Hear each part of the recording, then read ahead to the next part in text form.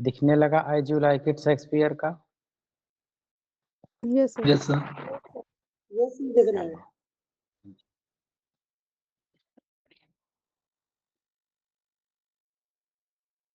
इसका जो coming year 1599 माना जाता है और कहीं कहीं पर आपको 1600 भी मिल जाएगा, लेकिन ये ज़्यादा मिलता है। और ये जो है आता है 1623 फर्स्ट फोलियो में, वेल नोन है। फेज सेकंड में आता है ये, जो 1595 से 1601 के बीच में माना जाता है अकॉर्डिंग टू ब्लूजे लॉन्ग। प्लेस सेटिंग इसकी ओलिवर का हाउस है, ड्यूक फेडरिक का कोर्ट और फॉरेस्ट ऑफ आर्डन, इतनी जगह पर जो है चीजें, इसकी कहानी, ये स्टोरी जो है जाती है। जो सोर्स है इसका रोजालिंडे है, थॉमस लॉज का, और एक मार्लो का वर्क था फीए। ये भी जो है इसके दो मेन सोर्स जो माने जाते हैं। कैरेक्टर्स जो है इसमें टोटल जो है हम ओरिजिनल प्ले से देख लेते हैं। दिख रहा है? Yes sir. टोटल कैरेक्टर इसमें 27 है, 1599 में आता है, और टोटल सीन इसमें 22 है, और एक्ट जो है इसके 5 है।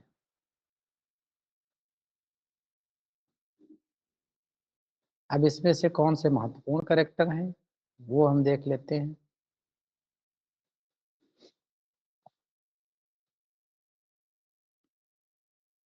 ड्यूक है जो कि एग्जाइल में है, जंगल में रहते हैं, उनको निकाल दिया गया है उनके भाई के द्वारा।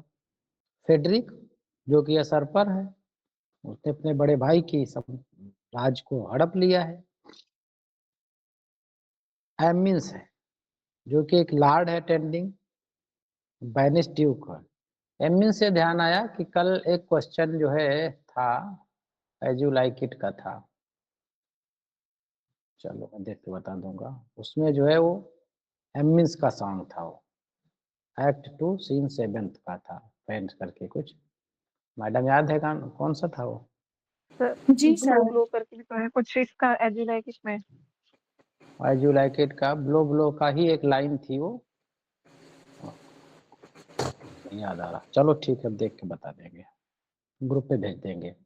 उसका शायद वहां पर टिक हो गया था, जैक्स का टिक नहीं था, इसे लिबरेशन में गया था, लेकिन है वहां पर वो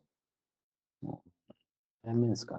सर याद है वो वाला लाइन, उसमें सर वो हम्म। जो most friendship is feigning most loving were fold करके आता है लाइन ना हाँ सर? हाँ हाँ, जी वो जो है हाँ, जैक्स का नहीं है, वो एमिन्स एमिन्स का का ही है। सॉन्ग है, और ब्लो ब्लो अच्छा वाले का ही लाइन है वो।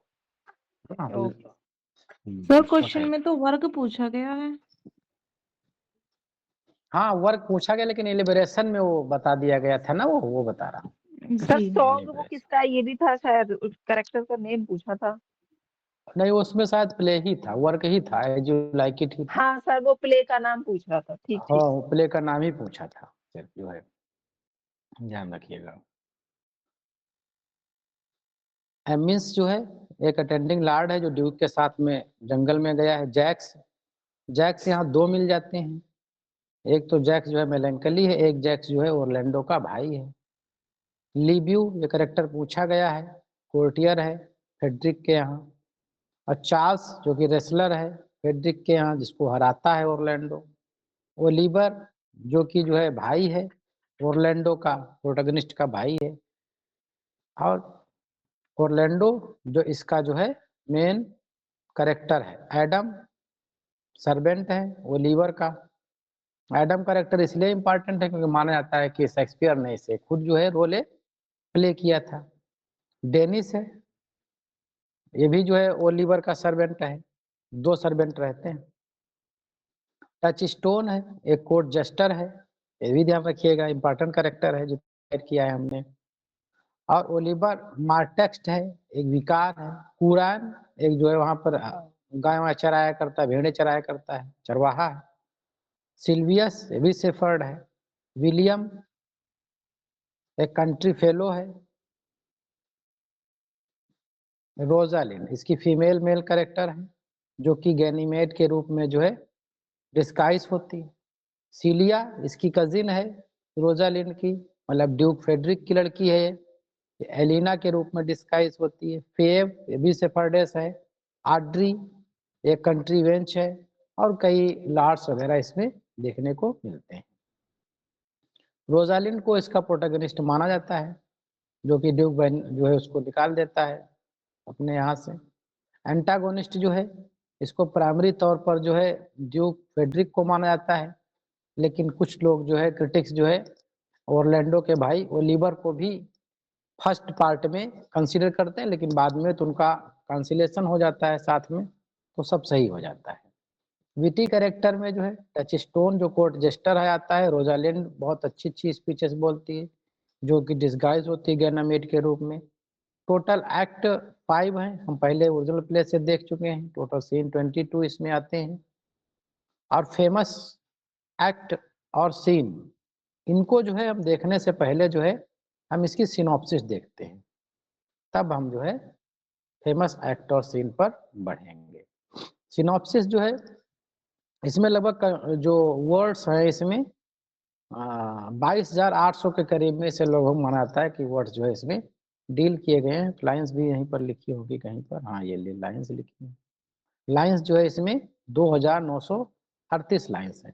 तो ये कोई डाटा फैक्चुअल होता है जो हमारे दिमाग में सारी चीजें इतनी रहनी चाहिए। जिस तरह से हम 4 ग्रेट ट्रेजेडीज में विलियम शेक्सपियर के हेमलेट पढ़ते हैं, ओथेलो पढ़ते हैं, किंग लियर पढ़ते हैं, ऐसे इनकी जो कॉमेडीज हैं, तो कॉमेडीज में जो है एज यू लाइक इट है, और मर्चेंट ऑफ वेनिस है, और मिडसमर नाइट ड्रीम है, मच एडो अबाउट नथिंग है।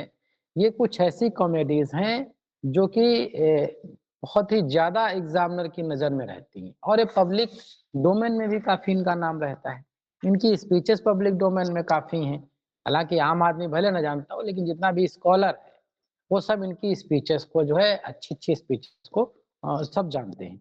तो यहाँ से चीजें बहुत ही संभावना रहती है कि क्वेश्चन जो है क्रिएट कर दिया जाए। हमारी आवाज आ रही, स्क्रीन विजिबल है जी? Yes sir.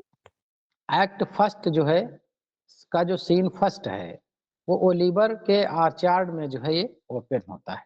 ऑरलैंडो अपनी दुर्दशा पर जो है शिकायत कर रहा है और कहता है कि जो है तुम जो है मेरे भाई हो, और वसीयत में हमारे पापा बहुत कुछ दे गए थे, और तुम जो है हमको कुछ दे नहीं रहे हो। ऑरलैंडो और ओलिवर के बीच में बहस होती है और चीजें जो है कुछ हिंसक भी हो जाती हैं। ओलिवर ड्यूक फेडरिक के पहलवान चार्ल्स से कहता है कि ऑरलैंडो को कुश्ती में हराने की कोई कसर ना छोड़े। एक षड्यंत्र रचता है। उधर ड्यूक फेडरिक कहते हैं कि भाई जो है हमारे यहाँ रेसलिंग हो रही है, तो कोई हिस्सा लेना इसको ले। तो ये जाता है वहां पर हिस्सा लेने के लिए। तो इसका जो भाई होता है वो कहता है कि जो है व्यवस्था ऐसी बनाता है कि शायद जो है इसको मार दिया जाए वहीं पर, ताकि इसको संपत्ति देना ना पड़े ऑरलैंडो को। ऑरलैंडो वही झड़प में कहता है, as I remember Adam it was upon his the fashions bequeathed me by will but poor 1,000 crowns। जैसा कि मुझे याद है, एडम अपने नौकर से कहता है, मेरे पिता ने वसीयत में मुझे सिर्फ 1,000 क्राउन दिए थे, लेकिन मेरी तो बड़ी दुर्दशा खराब है, वो चीजें पूरी नहीं की जा रही हैं हमारे भाई के द्वारा। जो एक्ट फर्स्ट का सीन 2 होता है वो जो है ड्यूक के पैलेस में पहुंच जाता है, जहां पर जो है रोजालिंड और सेलिया अपनी जो है लाइफ की स्ट्रगल्स को चर्चा करती हैं, क्योंकि जो है रोजालिंड के फादर को एग्जाइल कर दिया गया है, तो उससे वो चिंतित है। ड्यूक फेडरिक के दरबार में कुश्ती का आयोजन हो रहा है, जहां पर ऑरलैंडो जाता है। जब उसको जो उसके भाई से कुछ हेल्प नहीं मिलती है तो बड़ा निराश है, और निराश हताश जो है वो जाता है, कहता है क्या करें, लड़ते हैं, देखते हैं लड़ करके, जीतेंगे तो अच्छी बात है, नहीं जीतेंगे तो मेरा वजूद तो कोई है नहीं इस प्रकृति में, इस दुनिया में, जी के भी क्या करेंगे। भाई भी चाहता है कि न रहे, और मेरा कोई है भी नहीं, पिता जीते चले ही गए। तो बड़ी निराश होकर के वो जाता है और लड़ता है, और लड़ने में जो है वो चार्ल्स को हरा देता है। तो यहाँ पर जो है एक क्वेश्चन ये भी बन सकता है कि वो उस जो है रेसलर का नाम क्या होता है। तो चार्ल्स जो है रेसलर का नाम होता है। अब जब वो हरा देता है तो जो ये रोजालिंड है और सीलिया जो होती है ये उससे प्रभावित हो जाती है, ज्यादा प्रभावित होती है। तो रोजालिंड बोलती है उससे गार्लैंड जो है फेंक देती है, उसको फूल उसको जो है प्रेजेंट में उसकी प्रेज में फेंक देती है उसके ऊपर। तो little strength that I have I would it were with you, जो कुछ भी मेरे पास थोड़ी भी क्षमता शक्ति है, रोजालिंड बोलती है ऑरलैंडो से, वो सब कुछ तुम्हारे लिए है। और ये चीज जो है सोच करके इतना वो प्रभावित हो जाती है रोजालिंड ऑरलैंडो से कि वो उसके मुंह से ये चीजें निकल जाती है और क्लैपिंग भी उससे हो जाती है। ये चीज जो है फेडरिक को बर्दाश्त नहीं होती है और वो जो है उसको वहां से निकाल देता है। सीन 3 में जो है ड्यूक फेडरिक रोजालिंड को निकालता है। दो चीजें यहाँ से मिली हैं कि पहले जो कॉन्फ्रेक्टेशन ओलिवर और ओरलैंडो में कब होता है, तो एक फर्स्ट सीन फर्स्ट में होता है।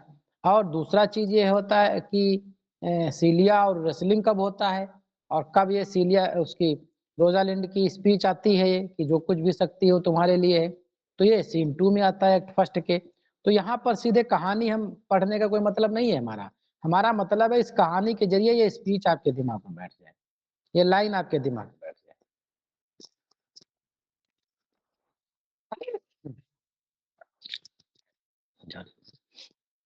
तो ये लाइनें जो है बैठाना बहुत आसान नहीं होता है और कहानी के साथ में पढ़ेंगे तो आसानी से चीजें जो है बैठ जाएंगी। ड्यूक फेडरिक निकालता कब है उसको, तो एक्ट 3 में सीन 3 में निकाल देता है एक्ट फर्स्ट के। सीलिया अपनी चचेरी बहन के साथ में जो है चली जाती है वफादारी दिखाती हुई। साथ में करते क्या है कि जो कोच जेस्टर था उनका टच स्टोन उसको भी ले जाते हैं। सीलिया जो है एक इम्पोर्टेंट स्पीच यहाँ पर बोलती है, shall we be sun shall we part sweet girl, क्या हमें अलग किया जाएगा, क्या हम बिछड़ जाएंगे मेरी प्यारी बहन। आपस में बात करते हैं, तुम चल रही तो हम भी साथ में चलेंगे, इतनी इनके दो है बहन बहन में इतनी मित्रता होती है।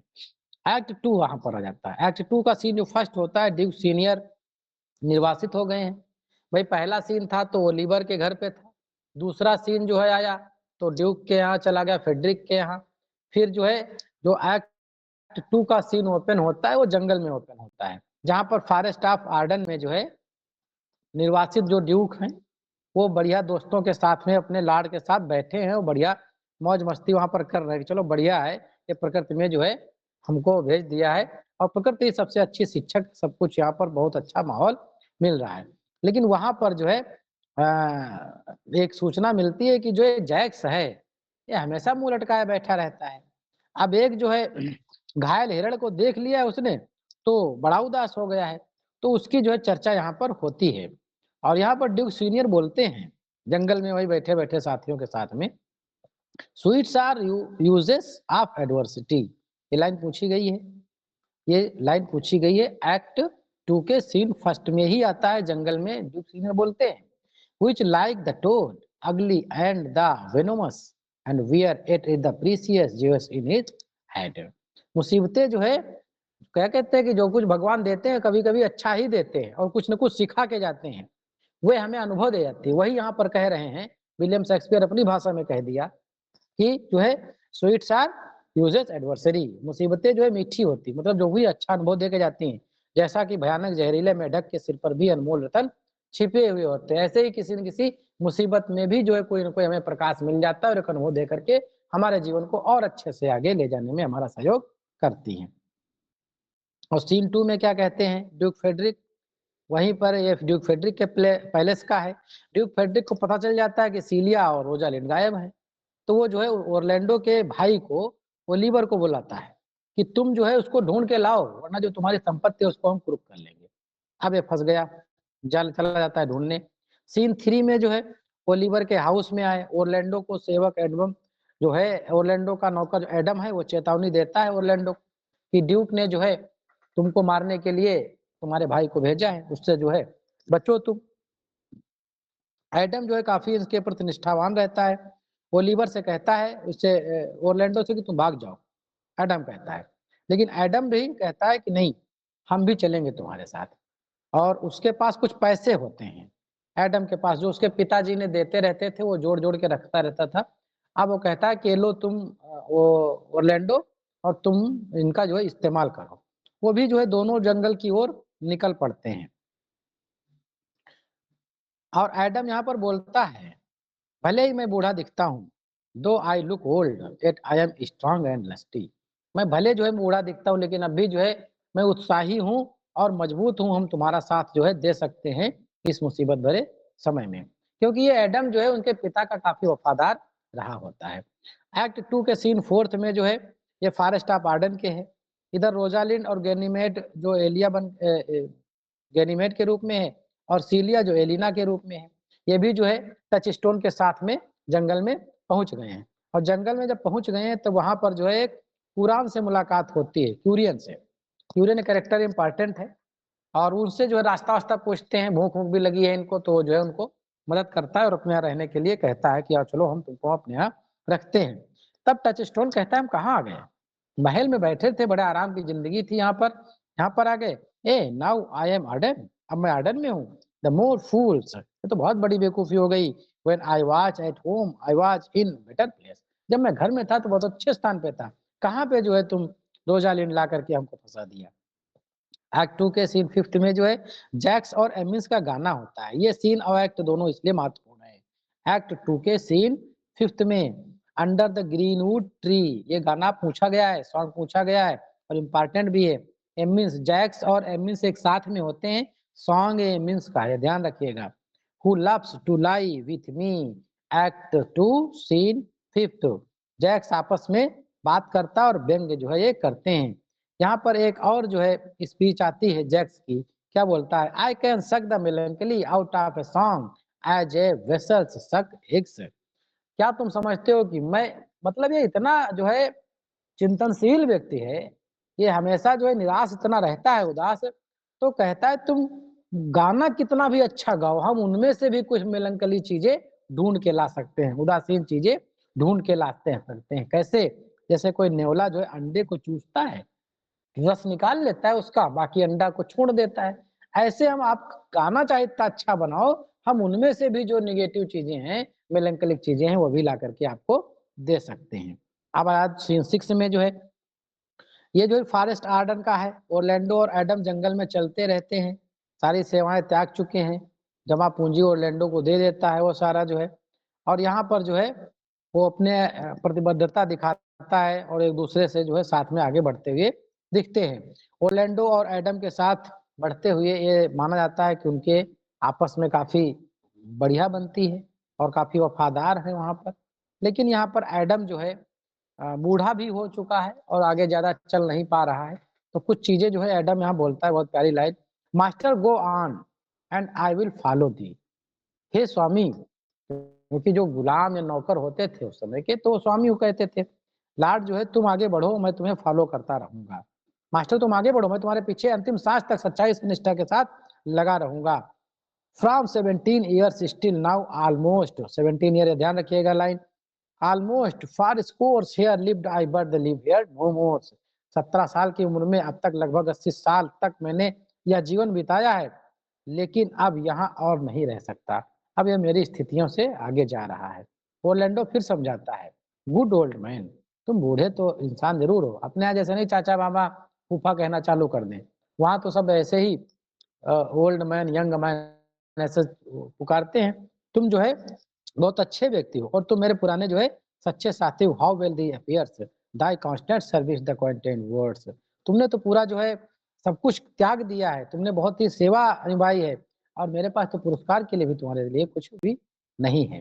सीन 7 जो इसका लास्ट सीन होता है, ओरलैंडो भूखा हुआ है और जो है एडम भी बीमार है, चल नहीं पा रहा है, उसको भी भूख लगी हुई है। अब वो खाने के लिए जाता है और उधर ड्यूक सीनियर जो अपने लार्ड के साथ बैठे खाना वाना खा रहे हैं, तो जाता तलवार निकाल के कहता है खाना हमको दीजिए। तो ड्यूक सीनियर कहते हैं कि भाई ऐसा है, तुमको खाने चाहिए तो लो बैठो खाना खा लो, और फिर मारने की लड़ने की क्या बात है। फिर कहता नहीं, मेरे साथ में कोई और है, मैं खाना उसके लिए ले जाना चाहता हूँ। तो खाना ले करके यहाँ से वो जाता है, अपने एडम को भी देता है। ये जो एक्ट और सीन इसलिए इम्पोर्टेंट है कि ये जो है ऑल द वर्ड्स स्टेज एक मोनोलॉग इसमें जैक्स का आता है और ये पूछा गया है, all the words stage, all the words stage and all the main women merely players. ये पूरा जो संसार है एक रंगमंच है, इसके जो मानव हैं वो एक मात्र प्लेयर हैं, खिलाड़ी हैं, वो सिर्फ जो है आते हैं, अपना अपना जो है रोल अदा करके चले जाते हैं। आपसे पूछा जा सकता है कि किस एक्ट में ये आता है और किस सीन में आता है, act 2 scene 7 27 all the world 27 ये याद रखिए 27 to 7 इसका जो है बहुत ही मतलब इंपॉर्टेंस है इस लाइन का। यहाँ पर दोबारा और लाइन आगे उसी की लाइन है, जैक्स की ही लाइन है।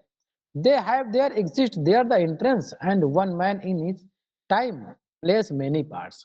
सबके जो है एंट्रेंस और एग्जिस्टेंस है, लेकिन यहाँ पर एक व्यक्ति आता है तो वहां पर कई जो है रोल अदा करके जाता है। मतलब कई तरह के, एक जो है बचपन में होता है तो कुछ और होता है, फिर जब शादी होती है तो पिता बनता है, फिर आगे जाके बूढ़ा होके चला जाता है। तो इस तरह के कई भी रोल अदा करके लोग यहाँ से जाते हैं, जैक्स ऐसा बोलता है। जो ये एक्ट और सीन है ये इतना इंपॉर्टेंट है कि इसको हमने अलग से जगह दे दी है, ये वर्क ही पूरा इंपॉर्टेंट है इनका। तो एक्ट 7 एक्ट 2 और सीन 7 जो इसका है ये ऑल द वर्ड्स स्टेज के नाम से ही जो है ये जाना जाता है। एज यू लाइक इट नाम है इसका। जैक्स की ये पूरी स्पीच है, इस पूरी स्पीच में जो है 7 स्टेजेस ऑफ ह्यूमन लाइफ बताई गई हैं। ये बहुत इंपॉर्टेंट हो सकता है। एक जो है, हालांकि इसमें सब में पूरे स्पीच इसको पढ़ेंगे तो क्रोनोलॉजी समझ में आ जाएगी। फर्स्ट में इन्फेंट है, सोल्जर्स है, लवर्स है, जस्टिस है, और इसमें जो है लीन है, स्लिप पैंटालून्स है। इनका सातों जो एजेस है हमने कंक्लूड करके एक साथ में लिख दिया। ये देखो, इन्फेंट पहली एज हो गई, स्कूल बॉय दूसरी हो गई, और द लवर हो गई, और तीसरी सोल्जर हो गई, और जस्टिस हो गई, late middle age of man और ओल्ड मैन। जो ये जो लास्ट एज है इसको जो है सेकंड चाइल्डिस्ट एज भी बोला जाता है। जी हम बता रहे हैं। सर ये सब एक्ट सेकंड सीन 7 में है। जी, ये जो है जो 7th एज इसकी स्टेज बताई गई है ह्यूमन लाइफ की, तो ये सेकंड चाइल्डिस्ट बताई गई। ये भी जो है क्वेश्चन पूछा गया है, और यही जो है स्नेल और सिक इल्डर है, और यही जो है आपकी सेकंड चाइल्डिस्ट एज जो है मानी जाती है। इसके जो है सारे के सारे हमने यहाँ पर अलग से बना दिए हैं नोट्स, इसका बहुत ही यूनिक है। इन्फेंट, म्यूलिंग एंड पकिंग, ये दे करके पूछ ले। नर्स आर्म्स, तो ये किस एज की बात कर रहा है, तो इन्फेंट की बात कर रहा है। अगर विनिंग पूछ ले, विच इज स्टेस्ट एंड साइनिंग पूछ ले, तो ये स्कूल बॉय की है।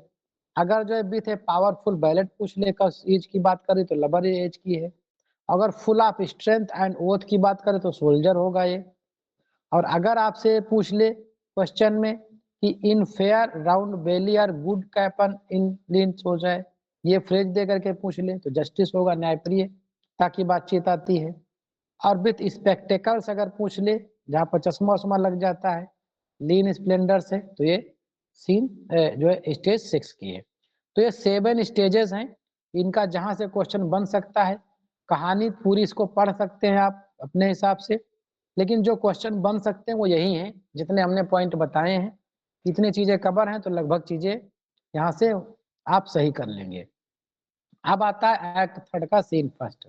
ड्यूक फेडरिक ओरलैंडो की तलाश में जो है जाता है वहां पर। जैक्स निराशावादी मूर्खतापूर्ण वाली वही बातें व्यंग करता रहता है। और सीन 2 में ओरलैंडो जंगल में जो है गैनीमेड से मिलता है, उसे बताता है कि अपना प्यार जो है वो चिट्ठियां जो है छोटी छोटी जो है पेड़ों पौधों में लटकाता रहता है, और वो उससे जो है अपनी स्थितियां बताता है। यहाँ पर सीलिया की स्पीच एक बड़ी महत्वपूर्ण आ जाती है। For I have heard him speak of that same brother's death. उस पे जो है कुछ दिक्कतें आ जाती है उसके भाई के ऊपर, तो इस बारे में वो यहाँ पर सीलिया बोलती है। जो सीन 3 है ये भी फारेस्टा पार्डन का ही है। 3 का जो है जेक ड्यूक और सीनियर और जैक्स बैठे बातचीत कर रहे होते हैं, तभी जैक्स बोलता है उनसे, a fool I meet a fool the forest a motley fool. एक मूर्ख, एक पूर्व में जंगल में एक मूर्ख को देखा जो रंगीन मूर्ख है। ये किसके विषय में कह रहा है, ये जो है ओरलैंडो के विषय में बोल रहा है यहाँ पर। और सीन 4 में जो है गैनीमेड और ओरलैंडो के बीच जो है बातचीत होती है, और प्यार भरी बातचीत इनके बीच में होती है। मामला आगे बढ़ने लगता है, आकर्षण एक दूसरे को बढ़ने लगता है। और सीन 5 में जो है फॉरेस्ट ऑफ आर्डन का है। फेब और चरवाहे और सिल्वियस के बीच जो प्यार केमिस्ट्री चल रही होती है वो यहाँ पर आगे बढ़ रही होती है। सीन 6 में जो है कुरैन और ऑरलैंडो से मिलते हैं और कुरैन या उनको जो है यकीन दिलाता है कि जिंदगी बहुत कठिन है लेकिन फिर भी जो है हम संतुष्ट हैं। एक्ट 3 का सीन 7 जो है ड्यूक फेडरिक को समाचार मिलता है कि रोजालैंड और सीलिया अब तक सुरक्षित हैं और वो इसी जंगल में ही हैं। अब उनका जो है थोड़ा चिंता कम हो जाती है। एक्ट 4 का सीन फिस्ट ड्यूक सीनियर और जैक्स के बीच में बातचीत होती है जहां पर वो जो रोजालिंड है गैनीमेड के रूप में जो है वो बोलती है men have died from time to time and worms have eaten them but not for love। आदमी जो है आते हैं समय समय पर आदमी आते हैं और चले जाते हैं और जब मर जाते हैं तो कीड़े मकोड़े उनको खा करके मिट्टी में मिला देते हैं बट नॉट फॉर लव। लेकिन प्यार जो है कभी मरता नहीं, प्यार जो है नहीं मरता है। रोमियो जूलियट हो चाहे श्री फरहाद हो चाहे लैला मजनू हो, ये सारे के सारे जो है इनका नाम आज भी जिंदा हैं। तो ये जो है एक फेमस स्पीच है और इम्पॉर्टेंट स्पीच है जो कि एक्ट 4 के सीन 1 में रोजालिंड के द्वारा बोली जाती है जो कि गैनीमेड के रूप में है। यहाँ पर जैक्स भी पीछे नहीं रहता, कुछ बोल देता है I have neither the scholar melancholy which is the emotional not the. मेरे पास न तो विद्वान की उदासी है, न कोई ईर्ष्या होती है, न ही संगीतकार जो कि कल्पना होती है, ना ही प्रेमी जो है केवल पागलपन है। ये जो है ओरलैंडो को समझाता है। ओरलैंडो की जो बातचीत होती है कहता तुम कैसी बातचीत करती हो, जो लबर ओबर होते हैं which is the fascinating which is the fantastical not the lovers which is the merely madness. ये पागलपन है, प्यार और पागलपन है। ज्यादा बुद्धिमान लोग होते हैं वो पागल ही समझते रहते हैं प्यार करने वालों को, तो जब प्यार करने लगते हैं लोग तब समझ में आता है कि प्यार होता क्या है। बशर्ते प्यार जो है किसी को अच्छा मिले बस दुनिया में। Act 4 scene 2 the forest of Ardern.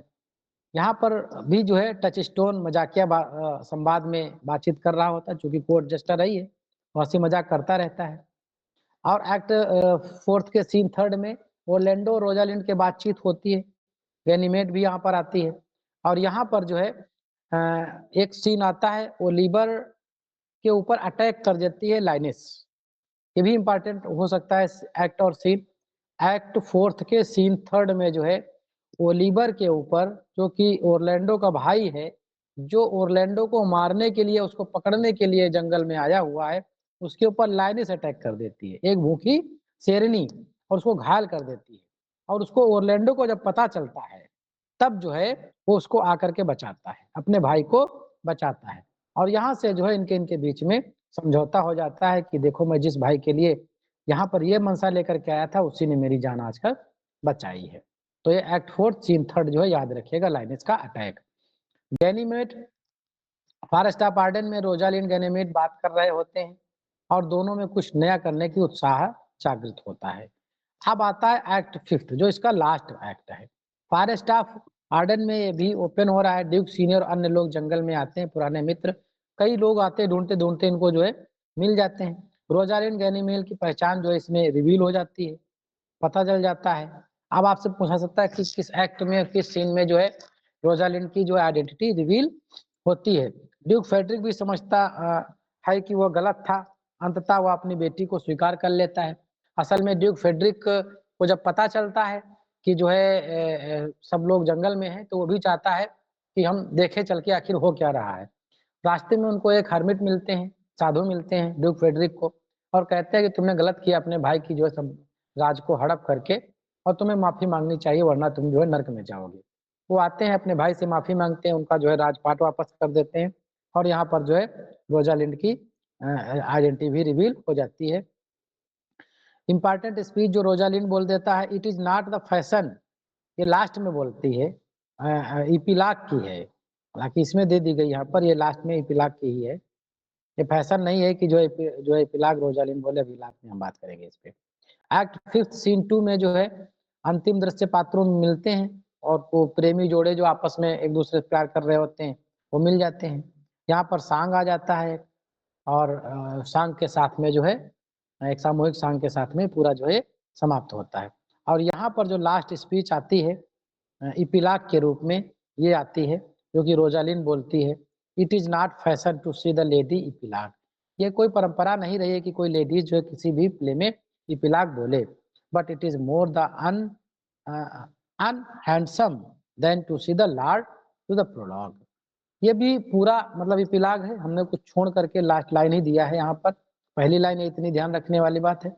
और दूसरा इस लाइन जो प्ले है ये किस लाइन पे खत्म होता है, बिड मी फायरेबल, बस यहीं से जो है ये प्ले खत्म होता है।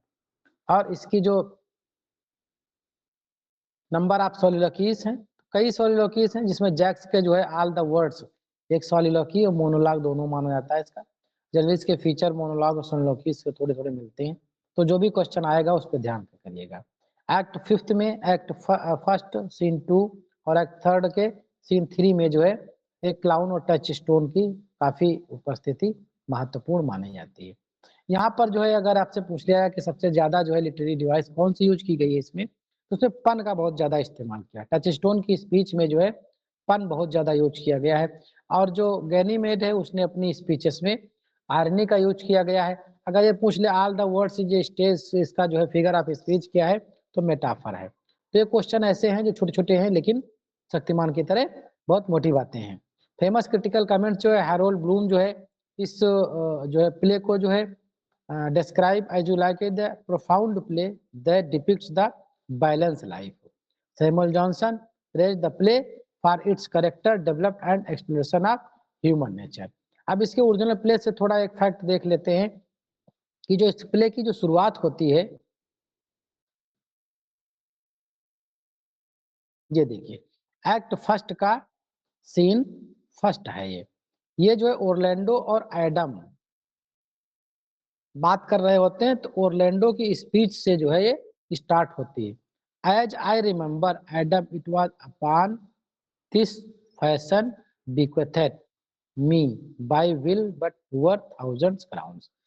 यही लाइन हम सबसे पहले वहां पर रखे थे। यहाँ से इस प्ले की शुरुआत होती है और लास्ट में क्या होता है ये भी देख लो।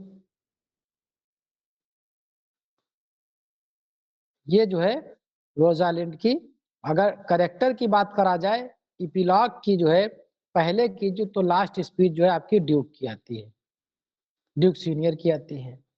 और अगर जो है लास्ट स्पीच इपिलॉग वाली मानी जाएगी तो वो आपकी रोजालिंड की आती है। और जो लास्ट वर्ड आते हैं, लास्ट लाइन जो आती है वो आती है when I make Kirsty bid me farewell. अलविदा ले लेते हैं, यहीं से जो है प्ले की समाप्ति हो जाती है। और हमारे यहाँ भी जो हम लोग पढ़ रहे हैं इसी के साथ में आज का विलियम शेक्सपियर का as you like it play जो है हमारा समाप्त होता है। इस पे जो है कल आप लोगों को 25 क्वेश्चन से 30 क्वेश्चन का एक टेस्ट मिल जाएगा, उसको करिए, पीडीएफ मिल जाएगा, पीडीएफ को पढ़िए, रिवाइज करिए, वीडियो रिकॉर्डिंग मिल जाएगी उसको देखिए और फिर जो है अपने नॉलेज लेवल को इस लेवल पर ले जाइए कि आगे सिलेक्शन हो जाए। आज का सेशन हमारा